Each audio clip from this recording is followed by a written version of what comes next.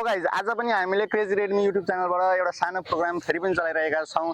यदि च्यानललाई सब्स्क्राइब गर्नुभएको छ भने सब्स्क्राइब गर्नु होला, किनभने तपाईहरुलाई हामीले यसै गरी सानोतिनो मनोरञ्जन भए पनि दिनेछौँ।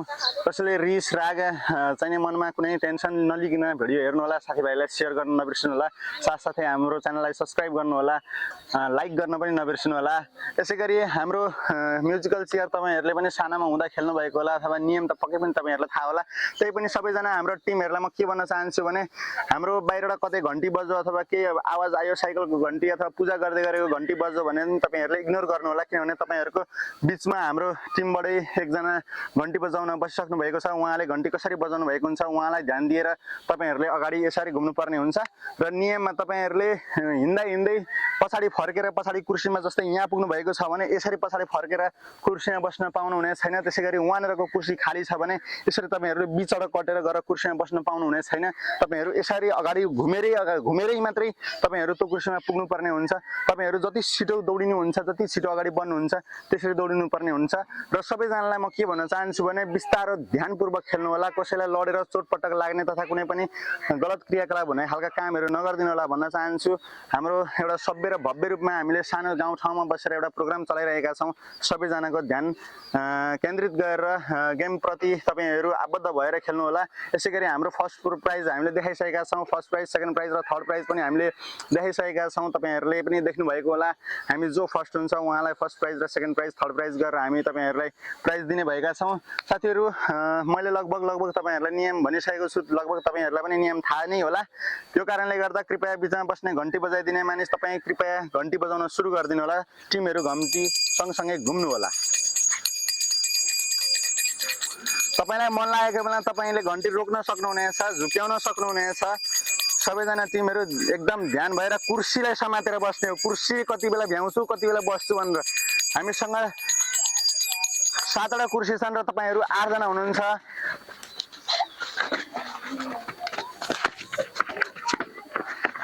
यसैगरी हाम्रो एकजना भाइ आउट हुनु भएको छ।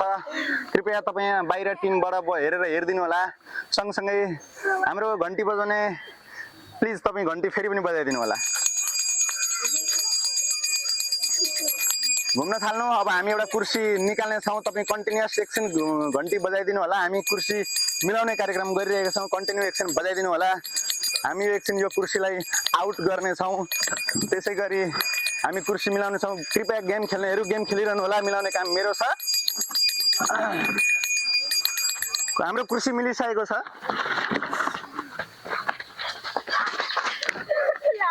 कन्टिन्यू उहाँ कुर्सी बसेको छ। ल फेरि पनि हाम्रो एकजना भाइ कुर्सीबाट आउट हुनु भइसकेको छ। कन्टिन्यू तपाईले 30 सेकेन्ड 40 सेकेन्ड जति अनुमान गरेर घण्टी बजाइदिनु होला, किनभने हामीले कुर्सी पनि हटाउनु पर्ने समय हामीले दिनु होला। त्यसैगरी घण्टी बजाउन सुरु गर्नु होला। हामीले अर्को कुर्सी पनि हटाइसकेका छौँ। कुर्सी मिलाउने काम मेरो। तपाईहरु कन्टिन्यू घुमिरहनु होला है त।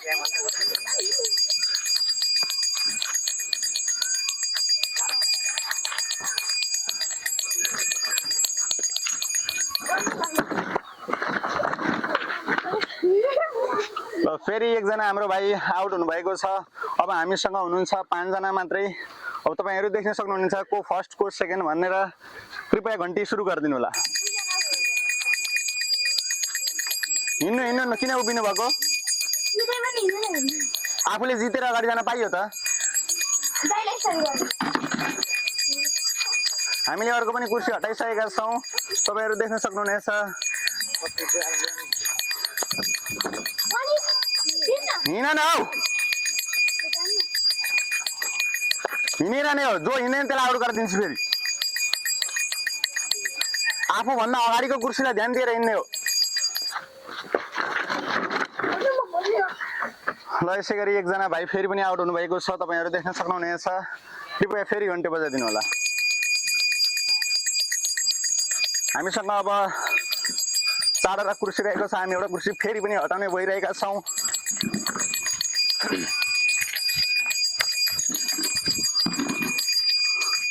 हिँड।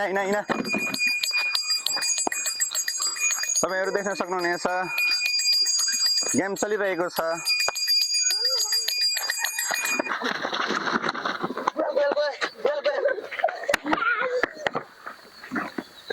यसै गरी फेरि हामीबाट एकजना भाइ आउट हुनुभएको छ, कृपया फेरि घन्टी बजाइदिनु होला। First second third.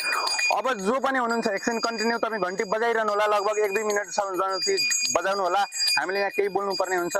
अब हामी एउटा कुर्सी हटाउँछौँ, हामीसँग फर्स्ट सेकेन्ड थर्ड जम्मा 3 जना मात्रै हुनुहुन्छ। जो जे भए पनि फर्स्ट सेकेन्ड थर्ड हुनुहुन्छ भने हामी सेकेन्डको लागि 2टा कुर्सी राख्नेछौँ।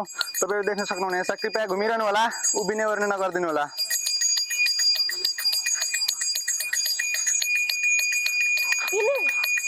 हिँड्नु आविष्कार आउट। उहाँ फर्किनु भएको थियो, उहाँ फर्केर बस्नु भएको थियो, उभिरहनु भएको थियो, सो कारणले गर्दा उहाँलाई आउट गरिएको छ। यसै गरी कृपया आविष्कार पोखरेल थर्ड हुनुभएको छ।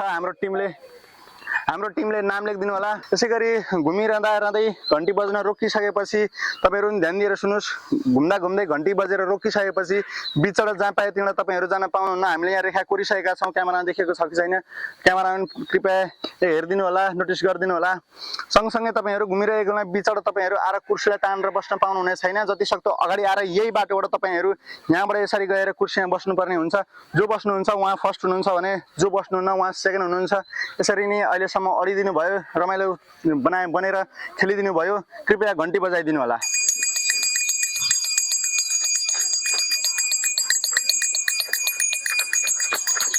कुर्सीलाई ध्यान दिएर हिँड्नु होला है, कुर्सीलाई ध्यान दिएर कुद्नु होला।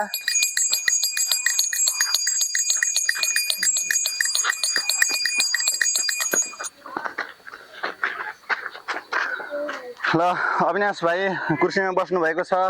त्यसै गरी उहाँ फर्स्ट हुनुभएको छ भने सेक्सन बुढाथोकी सेकेन्ड हुनुभएको छ।